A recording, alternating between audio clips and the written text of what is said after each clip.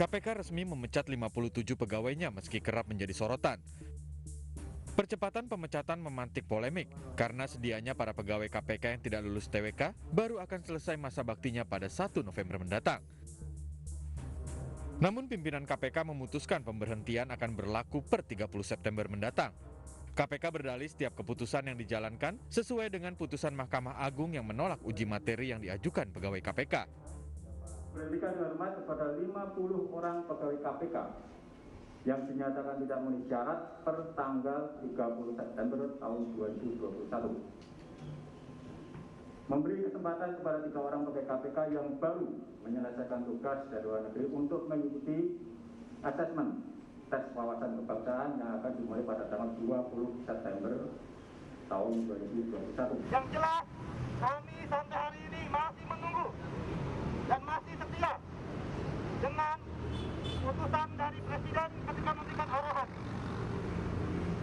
yang lalu bahwa tidak boleh diberhentikan.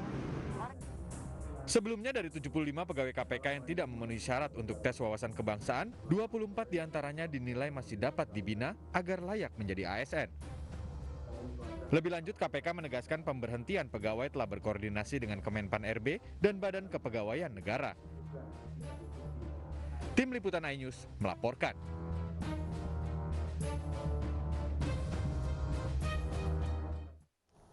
Kecewa pada kinerja KPK, solidaritas masyarakat sipil dan sejumlah pegawai KPK yang dipecat mendirikan kantor darurat pemberantasan korupsi. Sementara itu beberapa pegawai KPK yang dipecat mulai meninggalkan gedung KPK. Sejumlah pegawai KPK yang dipecat karena tidak lolos tes wawasan kebangsaan mulai merapikan barang-barang mereka dari gedung KPK. Salah satunya Yudi Purnomo, penyidik KPK yang juga ketua wadah pegawai KPK. Ia mengatakan akan menempuh jalur hukum terkait pemecatan ini. Ada beberapa sertifikat. Sementara itu, sebelumnya Solidaritas Masyarakat Sipil mendirikan kantor darurat pemberantasan korupsi di depan gedung ACLC atau gedung KPK Lama Jakarta Rabu kemarin. Pembentukan KPK tandingan ini sebagai simbol kekecewaan kepada kinerja KPK saat ini. Melalui kantor ini mereka menitipkan pesan kepada Presiden Joko Widodo agar membatalkan tes wawasan kebangsaan yang berujung pemecatan 57 pegawai KPK.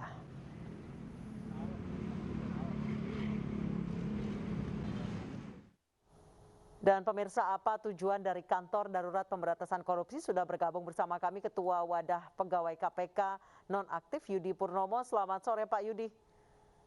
Selamat sore Mbak. Pak Yudi, sebenarnya apa tujuan pembentukan kantor darurat pemberantasan korupsi atau yang disebut KPK Tandingan atau KPK Perjuangan?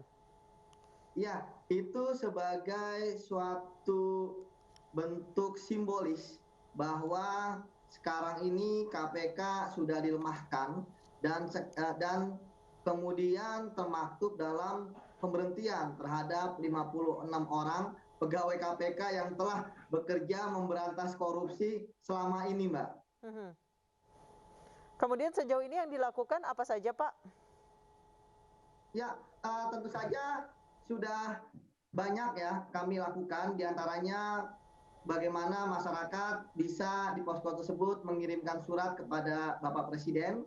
Sudah kami buatkan format, masyarakat tinggal tanda tangan dan juga ada format untuk menulis sesuai dengan yang mereka inginkan dan juga harapan mereka. Seperti itu, Mbak. Sejauh ini respon masyarakat seperti apa, Pak? Ya, saya lihat bahwa respon masyarakat sangat positif ya.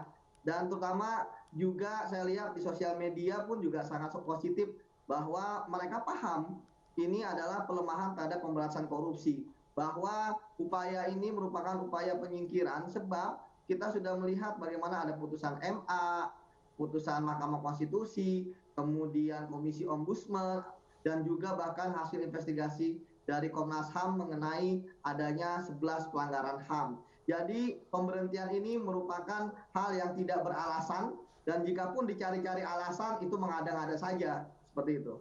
Baik, kalau menurut Anda dan rekan-rekan yang mendirikan kantor darurat KPK ini, kantor darurat korupsi ini, apa sebenarnya alasan sebenarnya?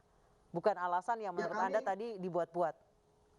Ya, kami ingin menunjukkan bahwa masyarakat paham atas apa yang terjadi gitu kan, itu yang pertama. Kemudian yang kedua, kami juga memberikan edukasi kepada masyarakat. Begini loh kondisi KPK, bagaimana misalnya wakil ketua KPK terkena etik sanksi berat, tapi ternyata hukumannya hanya potongan gaji gitu ya, padahal itu berhubungan dengan perkara. Perkara adalah tugas pokok dan fungsi KPK.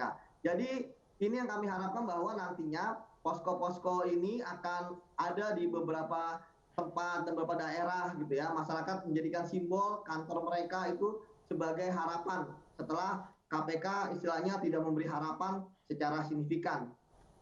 Baik Pak Yudi, menurut Anda pelemahan-pelemahan apa yang dilakukan di dalam internal KPK saat ini? Ya, kita bisa melihat secara terang ya ini adalah pemberhentian gitu kan pegawai KPK yang seharusnya tidak bisa diberhentikan karena kan Presiden Jokowi pun sudah memberikan arahan, itu yang pertama. Kemudian kedua, bagaimana ada penyidik KPK ya yang kemudian ditangani oleh KPK ya terkait dengan kasus suap. Kemudian juga tadi saya sampaikan pelanggaran-pelanggaran etik gitu kan yang ada di KPK. Sebuah hal yang ini mungkin yang pertama bagi saya selama 14 tahun ada sanksi berat gitu kan kepada pimpinan KPK gitu kan yang ternyata hanya dipotong gaji seperti itu. Jadi permasalahan KPK yang seperti inilah yang menarik gitu kan. Belum lagi penanganan perkara seperti itu. Dan kemarin saya lihat juga ada beberapa hasil dari polling gitu ya, beberapa lembaga survei KPK mengalami penurunan. Ya, jadi ini yang harusnya menjadi peran serta kita semua gitu ya. Mengapa bisa terjadi di periode pimpinan ini seperti itu, Mbak. Baik, sejauh ini gugatan yang diajukan oleh 57 pegawai KPK yang dipecat karena TWK ini sudah sampai mana Pak Yudi? Ya, saat ini kami kan sedang menunggu SK pemberhentian, Mbak. Kemarin kan pimpinan KPK langsung oleh Ketua KPK menyatakan bahwa kami diberhentikan. Ya bagi kami sih itu suatu hal kebanggaan ya langsung diomongkan diberhentikan oleh Ketua KPK gitu ya. Tapi kami belum mendapatkan SK-nya. Kalaupun sudah ada SK tentu kami akan melakukan berbagai macam cara ya terutama cara demokratis tentu saja dan konstitusional yaitu mungkin kami akan menggugat ya. Kami akan menggugat gitu kan di pengadilan karena itu hal yang yuridis tapi selain daripada itu ya kami sedang menunggu hasil dari rekomendasi Komnas HAM ataupun Ombudsman kepada Presiden. Baik, Pak Yudi, pemecatan yang dipercepat, menurut Anda ya. ada apa di balik pemecatan yang dipercepat? Nah itu kami menarik ya, mengapa gitu kan banyak analisa, kami tidak tahu apa yang ada di pikiran pimpinan KPK, namun karena mungkin hasil dari Ombudsman dan Komnas HAM itu sangat bagus gitu ya. Karena secara material telah ada pelanggaran HAM, kemudian ada rekomendasi Ombudsman terkait dengan apa yang dinamakan maladministrasi. Jadi itulah mengapa kami lihat kok nggak menunggu gitu kan. Padahal sebelumnya dikatakan November. Nah ini kenapa terburu-buru gitu kan. Sama seperti ketika dulu Presiden mengatakan 75 tidak diberhentikan. Loh, kenapa sekarang diberhentikan 56 orang gitu kan. Karena satu orang lagi pensiun seperti itu. Jadi kami lihat ya banyak tidak konsisten dan sebagainya. Yang harusnya pimpinan KPK memperjuangkan gitu ya. Ketika misalnya hanya ada salah di tes wawasan kebangsaan itu kan asesmen, berikan pelatihan atau pembinaan, tapi kan tidak dilakukan, Mbak. Gitu. Baik. Terima kasih Pak Yudi Purnomo, Ketua Wadah Pegawai KPK Nonaktif telah bergabung bersama kami di News Sore.